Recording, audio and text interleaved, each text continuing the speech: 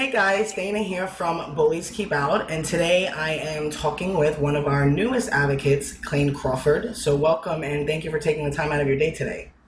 Oh, look, thank you for having me.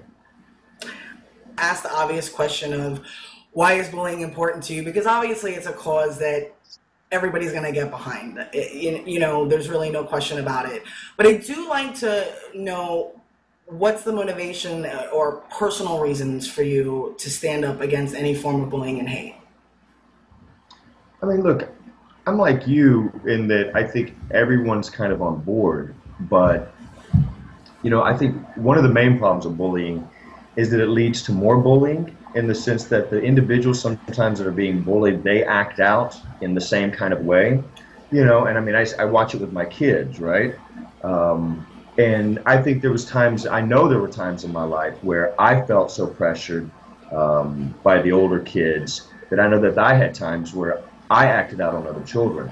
So I think for me, it's just bringing a complete awareness and that the bully is not always, the kid from a bad home who has the dirty shirt and, the bad haircut in the parking lot, right? Bullies can be anyone, and it can be us because of our own fears and our own insecurities.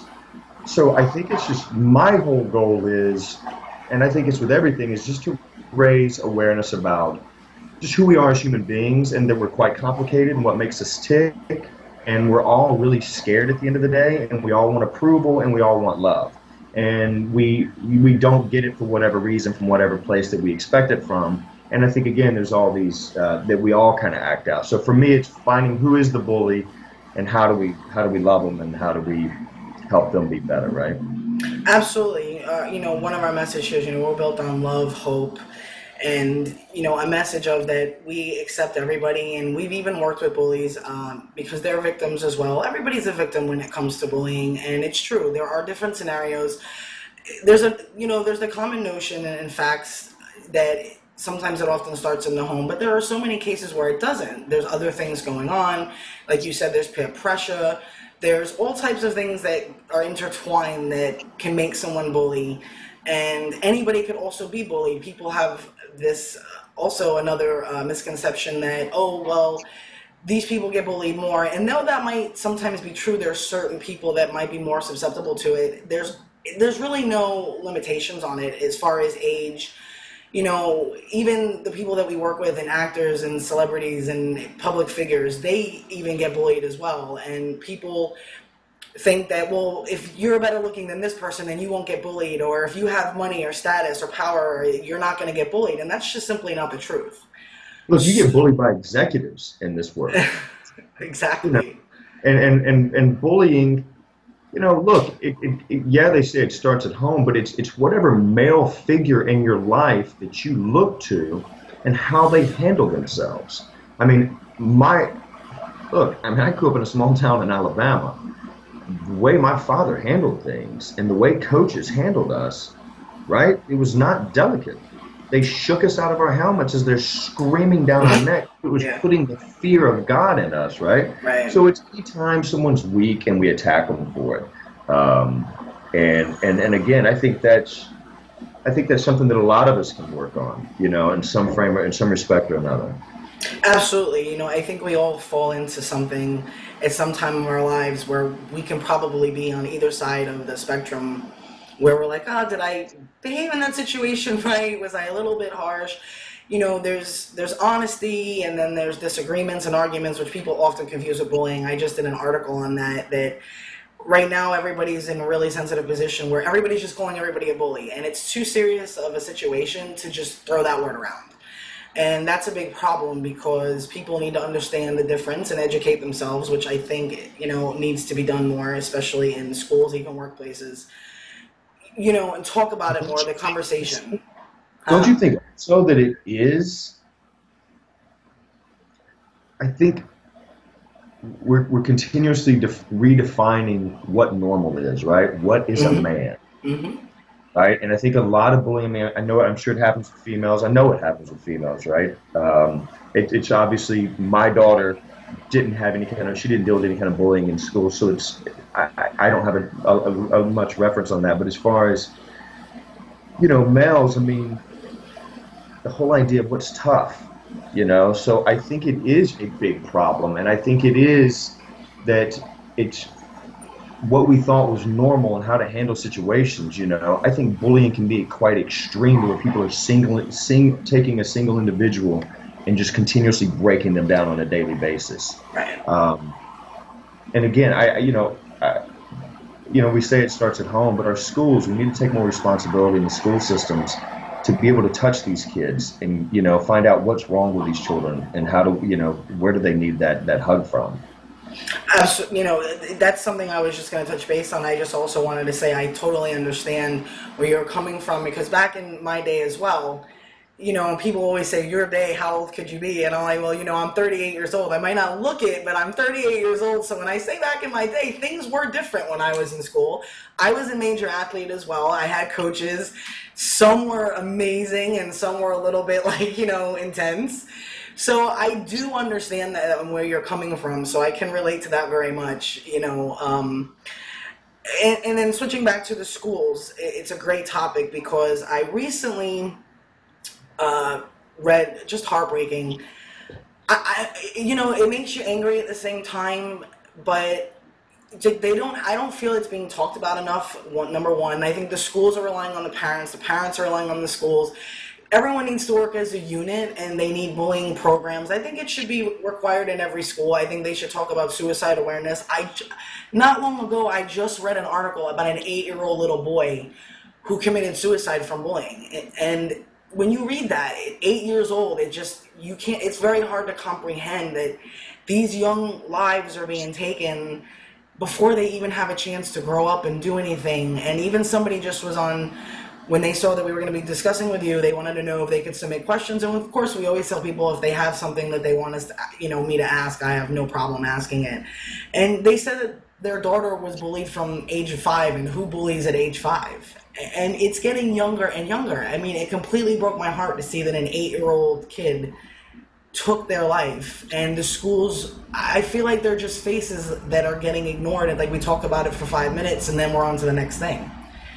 Yeah. And, I wanted to know, what do you do in your home? Do you discuss bullying? How do you handle it? Do you think that schools should be required to have these programs? I mean, listen, I have my son, my middle boy, was born with 3 fingers on his right hand and eye issues. Right, he was legally blind, but he's had surgeries and we have great glasses, and so he was kind of the poster child for like public school target, right? Mm-hmm. The good thing is, because of my profession, I'm home with my kids a lot. And I'm not distracted, and when we're not on set, we have a little farm in Alabama. So we try to go there, and it is a house of just constant love and encouragement. And I think when you have that, when that's your norm and someone comes up and makes fun of you, it kind of throws you off. But I've watched my son just say, well, that's just how I was made, like I'm just different, like everybody's different. And he's always just more confused by their ignorance, to disabilities or to those kind of things. So, but we can't, not every mom and dad has the time to listen to their kids' crazy stories, and sit there and play whatever imaginary game or, to go through a game of checkers. Like, again, we're very fortunate. So it's not easy for me to speak as someone who is working 3 jobs, and my wife's waiting tables when I get home. Like, right. I don't, so I'm sure a lot of it's there. I mean, my dad, well, for me being a kid, my mom was always at home. So I had someone that I could go to, and I think a lot of these kids just don't. I mean, look, a lot of these kids aren't even eating on the weekends. Yeah. Much less have mom and dad at home explaining the social etiquette and how we should love and not judge others. I mean, it's a lot of effort, right, when you're trying to keep the lights on. Yeah, you definitely have a plethora of different situations in the home where, and I think that's where there lies a lot of controversy, and people are like, well, the schools are not doing anything because they feel the parents should be doing it. But what I think the schools are not taking account taking into account is what you're saying right now, is that there are people that want to maybe have those discussions and want to talk to them about it and realize, well, when people are different, this is how you should be treated, and this is how you should teach them empathy and teach them respect and compassion. And, I have, other people that I work with that have said, I won't let my kids have iPhones and all this technology because they're not learning empathy. They're not learning face-to-face communication that we had when we were kids, because I had a beeper. I didn't have a cell phone. I had to find a payphone when I got paged, and that's, what we used, until I was maybe about, I think, 15, and I finally got a cell phone. But, now they're like... Exactly. Now the kids, have $500, $600, $700 iPhones, and we were walking around, beeping. And now, you're lucky if you can find a payphone. And some people don't even, when you say payphone to them, little kids, they're like, what's a payphone? It's a cord coming from a phone. They're like, why is this thing tethered to, why are you worried about, Yeah, it's funny because it's even with home phones. It's like, what's ringing? I've heard stories of people who were laughing because their kids were like, something's ringing in the house, and it's not my cell phone. So they're not, they were very adamant about, I want my kids to learn like the way I did, old fashioned. And then, later on as they get older, they can come into all that technology stuff. And I agree with it. I do think it's important. Even social media, letting them on at a certain age and being exposed to that, because cyberbullying is horrific as well. I don't know if you've ever experienced it. The problem is, too, as well, you think like schools, teachers are fearful of losing their jobs right now, because at the end of the day, the education that we grew up with, that structure is old-fashioned. They're essentially just moving to technicians that are there to make sure the equipment's working properly. Right. Because all of the information is in their pockets. So these guys, when we grew up, we had these teachers that changed our lives, that made us who we are, right? That allowed us to know that regardless of the ridicule, we can achieve our goals. And I don't know if these kids have that. And that's why I think this kind of stuff, because most of them are getting a lot of it from TV. So if I can look and say, hey, there's a better opportunity, there's a better chance, things are going to get changed, it's going to get much better, you're not going to deal with these social issues that you're dealing with these individuals from your school. Like, if guys like Mikey and I can help these kids, we can light a fire, turn that light on. Come on, man. And I think it's sad, but I think sports figures and people in movies, these kids look up to more than, the Jenners, those Kylie and those girls. Every girl in America knows who those young ladies are. Right. And they're not setting a great example, right? So. Well, it's important to have people that you look up to. I think in every arena. I think that makes it even better to where we have more places to go for support to a certain extent, because we do have the issues where a lot of people, I did an interview once with someone that would say they have to understand that when you have these sports figures and actors and people that you look up to, and they're helping and they're trying to use their platform, which as a celebrity, it's great to use your platform for causes and charity and raising money and all that wonderful stuff for so many worthy causes. But they also have to understand the line between, emotional blackmail issues, or where they're not therapists and they can inspire you and they can motivate you, but there's only so much that they can do, because there has been situations that have gotten out of control, or where they expect them to be there in their support system, and there's only so much. So that's what I'm saying. I completely agree with you, but there also has to be that line, because then otherwise sometimes it gets blurred. You understand what I'm saying? Agreed. Yeah. So, but it is so important that we all use our voices and everybody works together as a unit, and that's why I'm saying I completely can relate to that as well, because I had some amazing teachers that I still even talk to some of them. I loved them. I adored them. They were amazing. I don't know. It's that feeling of warmth, almost like, it's hard to explain, because like I said, compared to now, it's so, I'm trying to think of the right word for it, but kind of like what you were explaining before, and almost like robotic. and there's not that, everybody's afraid to do this and to do that. Am I going to get in trouble? Am I going to get fired? Can I talk about this? You know, there was another article I read where parents got mad because they were integrating into, I believe it was a story a teacher was reading, or they were teaching them about the LGBT community, or there was something in relation to that. And parents were angry that they weren't being asked if it was okay that the school touch base on teaching them about that. And I was curious on your stance. I mean, do you feel that the parents should be asked, or is it just something that it's part of modern history, just like they teach history and they teach all types of things in school? Would you have a problem if you weren't notified that they were going to be discussing something that maybe your beliefs were different on, or, you know, it's a hard subject to tackle, but... It's not, I don't know if it's a hard subject to tackle. I think we've always just, love is love, and you can't choose it. It grabs a hold of you.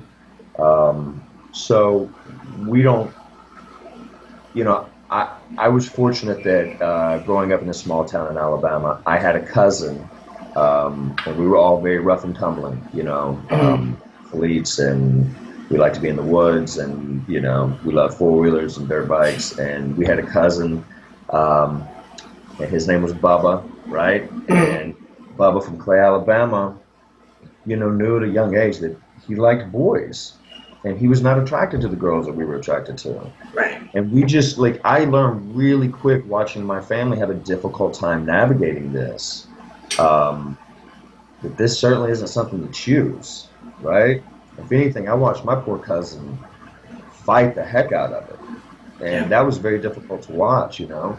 Somebody you love. So we just teach them to, you know, love and never judge someone else's love. That's just not our place. You know, I have a lot of issues. The government is even involved in those kind of decisions. Yeah. That's something between you and whatever faith base you have. Right. And the individual, like that's it. So for me, if my children, we homeschool. Oh, okay. Yeah, and my youngest is in a magnet program, a Montessori school, because he learns differently than the other two. Mm-hmm. So it's a better environment for him. But, you know, yeah, look, as long as they're teaching love and acceptance, I'm all for it. Yeah, that's what I'm trying to, you know, basically state. You know, people, oh, it's so hard subject to tackle and it's always controversial. And I'm like, but what's controversial about it? It really is simple. This is part of, like, our life, and it's about love and about acceptance and compassion, and that people being different or everybody not being the same. I don't really see the issue that in schools. I think it's great. I mean, I went to a school in New Jersey with one of my advocates, Doreen Taylor, and, you know, she's a singer and a songwriter, and she's from New Jersey, I believe, and she asked me if, you know, I wanted to go with her, and we spoke, and they were so grateful. This school, the way that they teach, and the teachers, it's kind of like that old-fashioned, you know, way. Like, that's what it reminded me of, that some of the teachers that I had, and all the kids, they were so grateful. They were accepting, they were loving, they were listening, they weren't talking, they weren't laughing, they weren't making jokes. We showed them Mikey's PSA, you know. They watched it with, like, their eyes wide open. They loved it. I mean, obviously, I mean, you've seen it, I'm sure. It's an amazing short that he did that, you know, we're incredibly grateful for, that people always want to show. And that's what it's for. And it sends a great message. And, you know, in talking to them and saying, you know, and teaching them, there are schools out there that are doing these things. And then there's some that are not. And I don't, like I said, I feel, and I know a lot of other people feel, that it should be a required thing. It doesn't cost money to talk about bullying, to teach this. The kids are in school all day. They spend a lot of their day there. So, you know, in your situation, you homeschool. Because a lot of these kids today that are dealing with a majority of the bullying are also they're dealing with their own sexuality, right? Finding that. So, you know, we live in Los Angeles. You get outside of Los Angeles, and especially where I grew up, it hasn't changed much since the 50s. Right. So you're dealing with, I think children are very accepting these days. They see Hmm. it all over television. They don't think of interracial marriage. They don't think of men holding hands. None of this had raising children together. I think it's in our society. What's Hmm. holding us back is that you get outside of these major cities and the parents are not ready to accept some of these things. Right. And so, it does start in the schools, but I think there's a lot of responsibility in our entertainment, Absolutely. and I'm proud of it, and I see it happening. Um, I kind of think it's on all of us, but the schools are always going to deal with issues, and again, the children are so accepting and so malleable. It's mom and dad that come in and they're the rigid that want to put the stick in the spokes, so. Yeah. I don't know how to overcome that. I think it's you doing what you're doing, and it's a constant effort, and it's every day, and it's research and trying to raise money and awareness to um, raise awareness. And I Yeah. guess the message to those who don't want to listen, man. Yeah. You have people that are amazing, and you have so many positive things. I always say the good outweighs the bad, and it certainly does, but there's so many areas that still need work, like you said, that still need to be fixed. There's so many different situations that you know you got to tread the waters a certain way or lightly, and it goes back to the parents and their beliefs and what they're teaching their children, regardless of the type of school that they're in. But I also, I think that when they're in that type of school and they know that the schools are like that, a lot of the times it hopefully carries over into the home, like I said, it's a unit and it's everybody coming together. And I do think the entertainment business has a responsibility as well. And you see that happening more and more. You see people talking about it more and more, raising their voice about it, having their discussions and their debates about it. You see it all over Twitter. I don't know if you've seen it in social media that, they get upset when they kill a character off of their beloved LGBT character, or, you know, they take shows these days, and I could speak for, one show. I can speak for so many shows that I see it all over, but there's a couple of shows in particular that the fan base is very passionate about the shows, very Hmm. passionate, and what happens and what goes on. So I think it is important that Hollywood stands up and brings the support onto the screens, because so many people are watching television. It's a thing that everybody enjoys to do, and it has to be represented and done well, and we need to see more of it. And I think that does have a big impact, as well as everything else. I mean, again, it's collaboration. So I think the more and more we keep pushing, and the more and more that we keep going forward, and the good things and the positive things happen, it'll outweigh the fights that we still have with bullying and hate. Because I mean, sadly, there's still a fight, a big one, and it is an epidemic, but we're making strides, and that's what's important.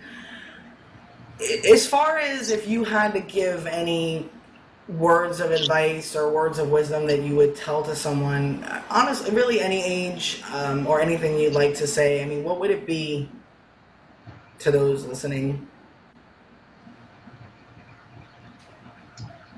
I mean, look, I guess I would have loved for someone to have come into my school that I was able to relate to, that just told us all that this was all very temporary. That this is going to be such a small aspect of your life, and it's going to happen so quickly. So, I what you can't sum up like a statement to give these guys the tools to navigate these difficult situations. But Right, absolutely. I think it's you want to stand. I think it requires what you're doing and getting into schools, and I think it requires us standing in an auditorium and saying you're loved, you're heard, right? These guys that are in the back of the auditorium, that are in your classrooms, they're there to listen to you, and they're there to support you and to love you. you know, and we're here to tell you that you're important, you know, and that don't listen to what these people tell you. I mean, it's tough, right? You don't learn that you have to block out the noise unless you're really lucky until you get into your mid 20s. You Right. don't realize to say, you know, kind of throw that middle finger up and just say, it's me against the world, I can do this. And, you know, and again, I think we all in some form have been bullied in our lives. Whether it was a teacher, whether it was a coach, whether it was that guy on the bus, whether it was that cousin, whether, you know, sometimes it's siblings, you know, Oh, it, absolutely. you know, Parents, parents, coworkers. co-workers, right? So, look, I think what you're doing is you're trying to spread love, and I think we continue to do that and make ourselves available, and keep pushing, right? I, Amen. I mean, yeah, that's exactly it, and that's why we do what we do, and we do as much as we can to do our part because there's obviously so many amazing people out there working for this cause and other organizations and groups and whatnot. So I think the more and more we just keep pushing and we keep working and helping and giving a support system and doing everything we can, which, every KO we try to come from every angle that we possibly can and do we don't have like one way we work. It's very, very personal, very family oriented, and that's why we like to do it that way and come from so many different causes that we advocate for: human rights, equality, LGBT, everything. I mean, it always comes down to some form of bullying, even if it has a different name. So, I thank you so much for joining us and being part of that, family that we have, that we feel like it's BKO family, and advocates and supporters that we work with. And, we look forward to working with you more. And again, thank you for taking the time out of your day and your busy schedule. Look, thank you for allowing me to participate, and let's just continue to brainstorm and to work on new ideas, how to get to these children and how to get in their ear, and let them know that again they're loved and heard, right? Yes, that's the major message, love and hope that we want to send out there. Okay, guys, I hope you enjoyed this interview. Be kind and love big.